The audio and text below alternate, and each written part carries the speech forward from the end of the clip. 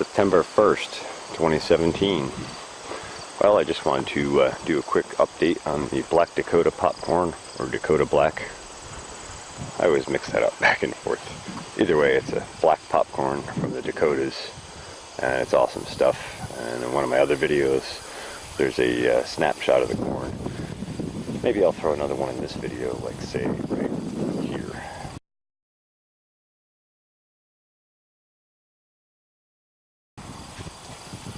Anyway, this corn has received its foliar feeds at all the critical points and inoculants, and I did give it a light dose of comfrey tea between the rows as a side dress a couple of weeks ago to help boost things along.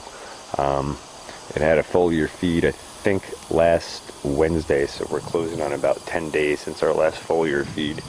I was going to give it another one tonight, or this afternoon actually, but I'm not sure I'm going to, because there's a lot of shifting winds, and I really don't want to lose all the foliar feed on drift. I'm running a little low on my foliar feed nutritional supplements. I just don't want to waste it. I want to hit the target plant and have maximum effect. I had thought about doing an injection with it, but the reality is you build a lot more fats and a lot more energy in a plant when you give it to it by a foliar feed, and you also release a lot more nutrients when you give a foliar feed to plants, because that accelerates photosynthesis, which accelerates sugar production, which accelerates plant secondary metabolite production, and it puts secondary metabolites and sugars and all those exudates into the soil, which feeds the soil biology, which releases more nutrients, more mineral nutrition, which comes back to the plants. So we do foliar feeds because they have a lot more effect for the same amount of material, and that's critical when you're running on a tight budget. And even if you're not, if you're a farmer, you know how tight the budget really is to be a farmer and to be successful. You know it's not easy, so you want to maximize everything you do, and so that's why we do that. Not to mention that also helps build carbon in the soil and humic matter, and that's a critical part of not sustainable agriculture, but regenerative agriculture.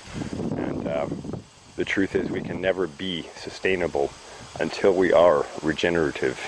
If we're not regenerative and we're trying only to achieve sustainability, we're already behind the curve. Our soils are crashing, and things are not in good shape in this country. There's lots of articles coming out now about Roundup resistant weeds and all different pesticides, and there's a new one I think called dicamba, and farmers were using that this year on their crops, and they found that apparently in the 72 hours after application, it can revolatilize and it can damage other crops in other parts of the field or other neighboring crops.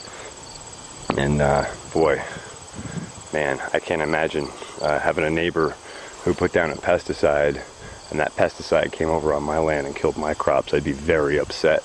And I won't get into any more of that, because there were some pretty bad results as a result of that. But so that's what we're trying to avoid. So we need to be doing regenerative agriculture, not just sustainable. If we're only talking about sustainability, what we're doing right now in this country as a general rule is not sustainable. And certainly you can't sustain something if you can't regenerate it. So we're after regenerative agriculture, and that's what we're doing here. And next year I want to do more of the Three Sisters combination.